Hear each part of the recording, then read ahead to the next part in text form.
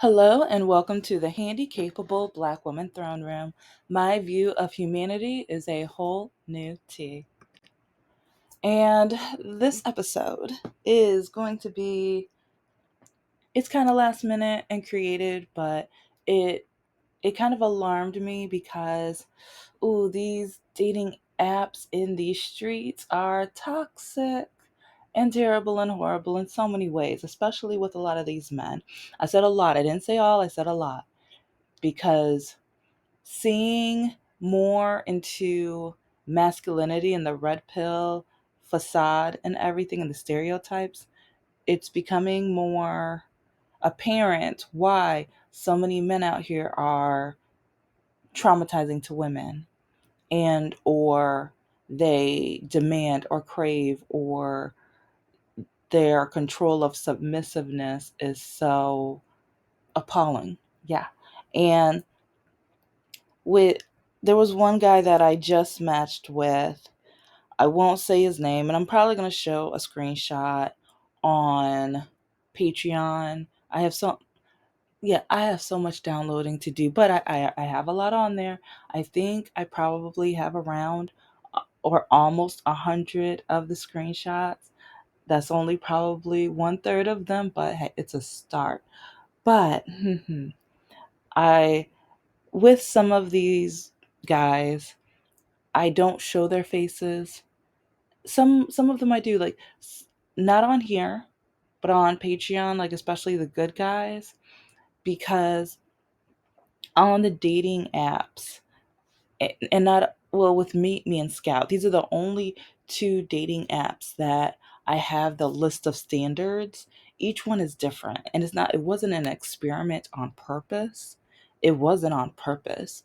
It was after my horrible personal experience growing up undiagnosed. And then since I was undiagnosed, a lot of men told me that I was not of value, or I was either too pretty to walk like this, or that they should be able to use me because no one else is going to want me because I'm damaged goods, and it's because of how I walk. Like everything basically pointed at how I walk. And I didn't have my mother to talk to because she was the one that would tell me, as long as you walk like this, no one's ever going to want you, love you, or marry you. So that got me to the point of dating terrible, absolute toxic men, and then allowing myself to be blackmailed into a relationship because I was scared for him because my mindset was as damaged as his because I already didn't think much of myself. I didn't have high self-esteem and everything. So then watching a man tell me that he will eliminate himself if I do not date him. And that's one like the reasons why I ended up with him, and then also the reasons why I stayed with him. All awful, all toxic. And a lot of things that one day when I talk to a therapist about, yeah, we're going to part of me wonders what is she going to tell me? Because I already know it's bad and I know it's terrible. But when I talk to guys on dating apps about well, it depends on the guy because I don't talk about therapy with everybody, especially I haven't really gone to too much therapy. My mom almost forced me to go to the church therapist, but I remember bumping into one of them and then also like with a yeah, I said it, but a lot of the congregation here and there while growing up. Why do you walk like that? It's your fault. You need to pray more. You need to pray better. You must not love God enough. And is you're not reading the right scriptures. If you're reading the right scriptures, that means you're not listening to God so he can guide you to be able to see which scriptures you need to read in order to pray correctly.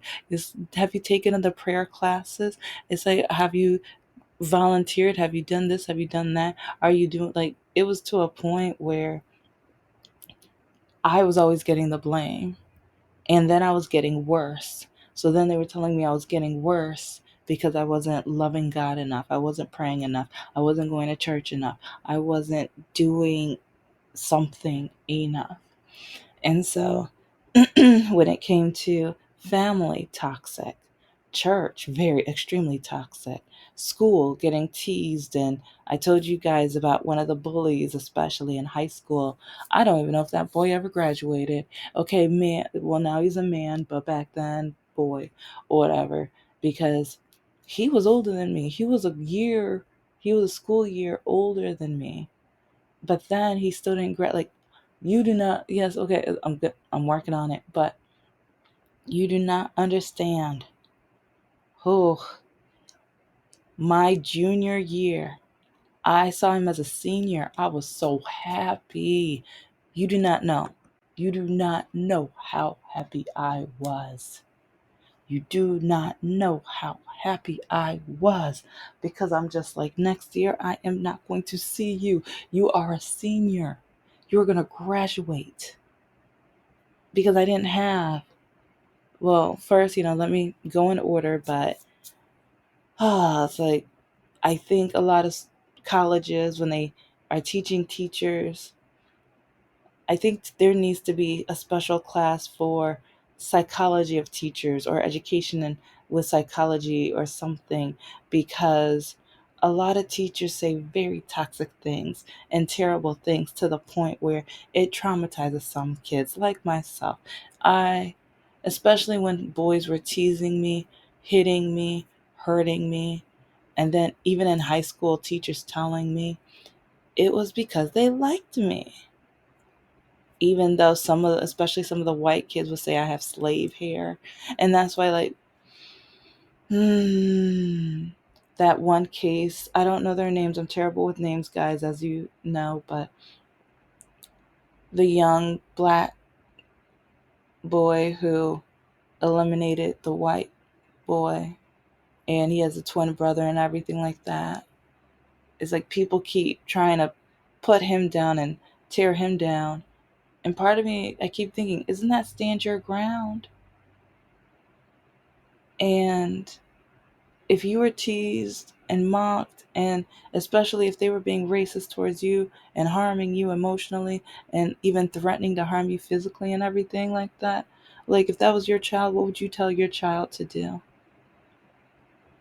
And I remember back in high school, it's like, and sometimes I wonder if the people who are donating money to that woman who kept calling that autistic young black boy the N word, it's like, I wonder how many of them are bullies. I already know some of them are racist because they're giving the dollars amount that symbolizes of the Klansmen and the white hate groups and everything. And yes, I'm off topic, but it needs to be spoken about. And also, this goes back to what goes on at home. What goes on at home? Because when you have racist parents, bigoted parents, like sexist parents, in some way, fashion, bigoted, because it can even be ableism. Because I wasn't diagnosed until I was in my 30s, but all throughout school, you walk funny, you walk R word, you walk like a cripple, you walk like just, and then being tripped and teased and mocked and like just dehumanized so much. And I still, even my senior year, when it comes to race, I'm going to tell the whole story a different day, but the short version is, at my high school, I think there was maybe 7 or 8% black students. But out of all the black kids in the school, the only other black kid in my senior year high school, like, history class was the worst bully that I've told you guys about. How he would hide behind walls in between classes. And then when he saw me, he would trip me to the point where I would literally have to, like football, create different routes to my classes each and every day. And I would switch it up and or hide in bathrooms. And I would have to tell some teachers, and I want some parents, I want some adults to listen to this, because when you guys keep trying to put down that young black boy, or that soon to be man, You don't understand what some of us go through. You don't. Because like some teachers would tell me that they're not going to allow me to come late because, yes, I understand being tardy. But then when students keep tripping me, teasing me, punching me, and they're calling me the R word and doing so many different things, but then to my parents, they grew up during segregation. So it's like to them, that's nothing. So then they just tell me is to suck it up, buttercup, and keep going. They didn't literally say that, but they would just say different things and or pray about it, stuff like that. Yeah. But then with but then when you see a lot of white men out here eliminating people of color, black people, people of color and everything, all of a sudden, oh, they were standing their ground, they were protecting themselves, they helped others, they're heroes. But it doesn't work both ways. Have you noticed that, America? It doesn't work both ways. Have you noticed that? Especially when the the white people are traumatizing and hurting black people. Some people just keep saying, get over it. And with that high school history class, there was a group of white kids, and we had in our history books there was one page about slavery, and half the page was Harriet Tubman. You turn the page, it was over. I'm like, hold up, what? That's it? But those group of boys decided to say the N word that day. I'm the only black girl because that bully, he's he skipped almost any and every day. He skipped almost any and every day of class. That's one reason he didn't graduate with us either. It's like part of me was just like, are you ever gonna get out? Okay, if you keep acting up in here, it like just like what my parents didn't literally say, but in short terms, suck it up, buttercup, do the work, get out. Because during the awful periods I had in high school, I kept telling myself, just get through, keep going. This sucks. It's like sometimes I'm horrified, especially in between classes, especially my senior year. I think they just started creating study hall breaks or whatever. And so my bully was in there. And so I would always try to come extra early so that I could dodge him, or so that because they didn't have assigned seating, so it was just where you sat was where you sat. But on purpose, he would try to sit behind me or next to me, whatever, and he would make sure his pencil was sharp and keep poking me. But then when I try to tell the teacher, oh, he doesn't mean it, oh, he must like you and stuff like you guys don't understand what some of us go through. I'm not saying all of us, but some of us, like, and the thing where people say, get over it, is not like you, if you don't understand, if you don't get it. And I remember when those guys in history class kept saying the N word. So then I went and told the teacher. The teacher did go and get the principal, but then those white boys, they teamed up together and they all made it look like I was lying, and they all called me a liar. And then after the principal left, because he said, oh, I must be lying about it, they high fived. They high fived and laughed at it with it. And they were like, yeah, we're not going to get in trouble. We're like, they knew. They knew their privilege.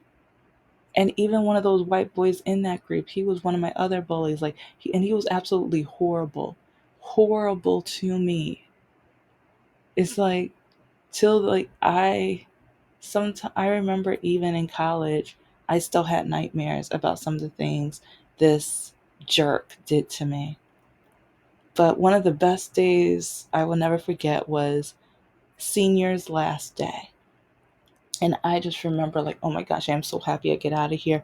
It's like I have no idea what's going on with college, and my parents are traumatized with college already. But you know what? I made it. I got accepted. Whatever. Let's keep going. I got here. It's like as long as I get to leave the awful monsters at this terrible place. Like half the teachers are terrible, horrible, like despicable people, in my opinion. Oh, and remember, this is all in my opinion. This is all through my trauma. A lot of kids there, they loved the school. They loved it. But I even remember AP English. The teacher tried to put me down because of my work or whatever, or work quality. But oh, let's just say that's going to be a mini series, because when you have a teacher that does not, senior year, like the senior classes, he does not teach. Throughout the years he taught that one novel about the layers of hell. But that, like, and that's like literally one of the he might like pickpocket on different books here and there throughout freshman freshman, sophomore, junior year, and it's the same group of students, so they are literally reading these books together this entire time. But then senior year, you're just sitting there, you're playing chess and checkers, or playing cards or whatever. Like, they're laughing, I'm reading the book by myself, I am trying to comprehend it, I'm learning this all by myself. And next thing I know, he's like, oh, a paper's due next week or something, and I'm like, I'm still trying to figure this out. And this is like, I was in school like the beginning of the internet, so yeah, I might have been able to research it somewhat, but not really. And so I'm literally digesting that, like, in the Inferno book by myself. And so I'm trying, and then I had a paper, a project in one of my social studies classes, not the one that, or I think it was a current events, it wasn't my history, but it was a current events class and things. But I had all of this at the same time, trying to figure this out, trying to work on it, and then trying to ask my teacher for assistance or help, or is there a book at the library that I can get that will help me with this. He told me, oh, just go to your sister. It's just like, you're my teacher. And then and then I I remember him and some of the boys in the class planned. It's like, these are, oh, all of these are white people too in this, but in this scenario, eh, they plan to go around the area and steal people's Christmas ornaments and outdoor decorations, and we were not allowed to tell, because if we did, he said he was going to give us detention or suspension. He was going to figure out a way to punish us if we told. But then like the boys would come in with Christmas decorations from different people's yards, bragging that they stole them. And I wanted to tell, but then he already said that, like, he told my parents something's wrong with me because of my poor quality of paper.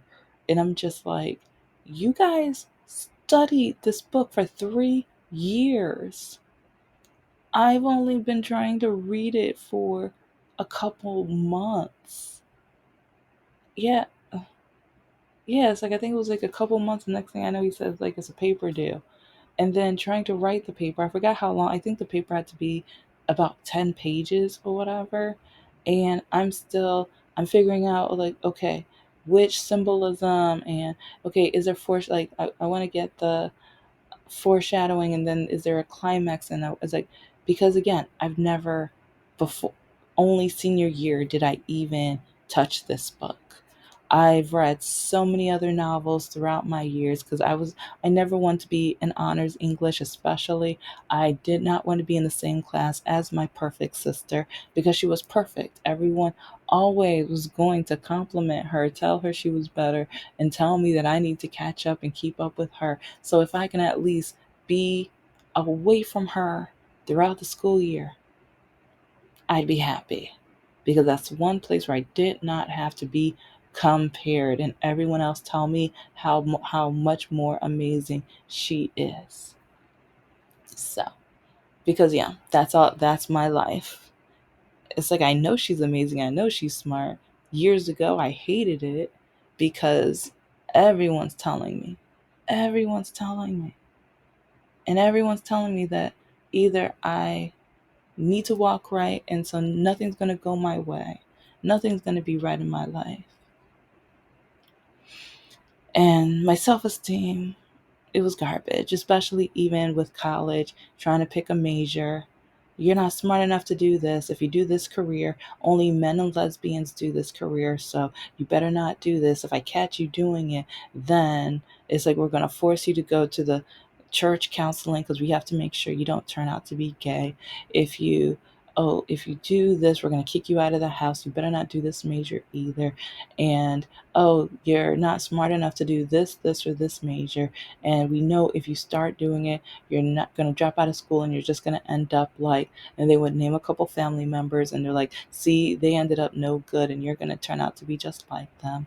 So yes, yes, self-esteem not the highest. So, and with a lot of people who some well, let's let's dig into it. I'm saying all of this because back to those toxic dating apps. There's this one guy who we matched with, and mostly just wanted to match with because it's it looked like we had a lot of the interests or hobbies. And also, he is physical trainer. And at one point, and because I've told you guys, kind of given up on dating. Most men, they see my disability, whatever. So I'm just like, if I can at least find some friends in different forms or whatever, either nerd out with about anime or documentaries or whatever, cool, amazing. If I can find a physical trainer, because with some late, like with my disability and stuff, I'm going to need somebody who, if I need assistance or some strength or something, hey, if I can find a lady that understands, because I've tried and, well, yeah, I've tried. That'll be another story for another day again. And remember, my YouTube channel is as messy as my life.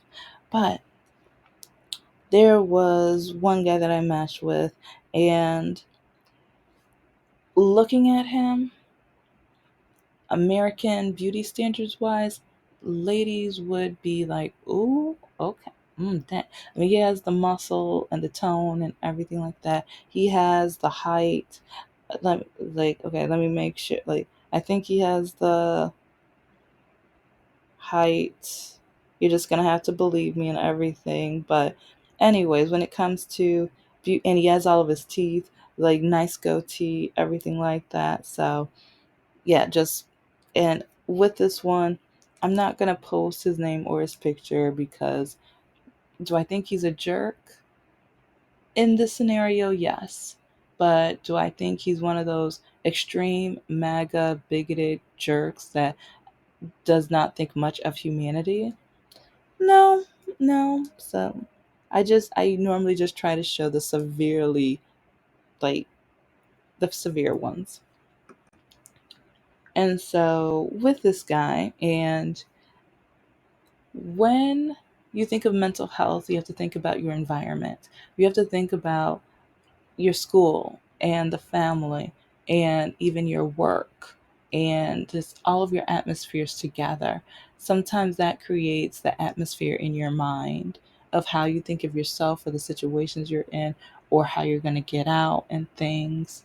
And with this guy, he basically said that if you ever get into a dark place, and it's a longer message than this, but I'm shortening it. But if you're ever in a dark place, you're weak, and you should never allow yourself to be in a weak place, and it's your fault if you end up in a dark spot. And to me, that was very insulting. And I asked some questions about it, and I told him I highly disagree, and I gave him some examples. But especially out here in these toxic political times, especially the MAGA, we're seeing how extreme people are when it comes to being a bully and trolling and traumatizing and corrupting. And some people who told me they voted because they want to watch other people fall apart. I People told me they voted because they wanted to watch other people's lives get worse, even though their life will probably get a little worse too, but they want to enjoy other people's lives getting worse. This is the environment we are in right now. This is the toxic type of, especially when you look at the people who are voting this way and voting, because I'm going to be even talking about that CNN special that when they were interviewing Black MAGA voters, who, in my opinion, the most ignorant, selfish, conniving, Candace Owens wannabe jerks that you. Yeah, another subject for another day. But I also see the pattern. Did any of you guys see the pattern with each one? They voted for themselves, they voted for selfish reasons. Each and every one of them. Selfish reasons. Didn't think about the country, they thought about themselves. And it reminds me of that one poem. Someone gave an example, and since I studied that poem in college, I was just like, oh my gosh, that's amazing and you're right. And it's like, first it was you. First it was this person, then it was this person. And the list isn't that long. At the end of the day, it's gonna be you. It's like right now, it's the trans community and the immigrants. And then I will never forget how he kept saying black jobs. So part of me is, I'm not holding my breath. Like, part of me, I know he's going to try to do something with the African American community.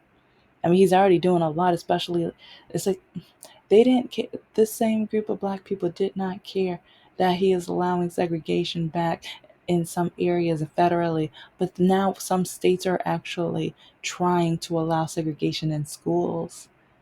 And the one guy, he has daughters. He was like, yeah, I'm voting for my daughters. And it's to the point where, oh, what about if segregation? So you're okay with segregation? Okay. And then DEI, your daughters, your black daughters. DEI might have at least helped them a little bit, especially in these trying times, especially with the. Have you noticed how many racists are coming out more, and how they are swearing up a storm more, calling people the N-word, and they're telling people they don't belong more? Is that an increasing rate? But you're voting for your daughters. Your environment is becoming more toxic for your daughters, but you don't care. I don't, in my opinion, I don't think he voted for his daughters, because especially even healthcare, they tried to cancel all studies, all scientific studies that had female and women in the title. So you voted for your daughters, but at the same time, black women are 3 times more likely to pass away from childbirth, but you voted for your daughters. And yes, I'm going to talk about this in another episode, but look at the environment. Some people might call certain other people weak, but when this is the environment, and sometimes we have to look at the individual and look at maybe where they grew up, how their family was built, and like the people around them, even their relationships and friendships, their schooling. It's like all of that builds your mental. And so when some people try to tell me that they're weak, no. Maybe the people around them, maybe the foundation to build their self-esteem and build their self-worth, maybe that is weak, but don't you dare call these people weak. Don't. It's not fair, it's not right, it's not just. It's not fair, it's not right, it's not just.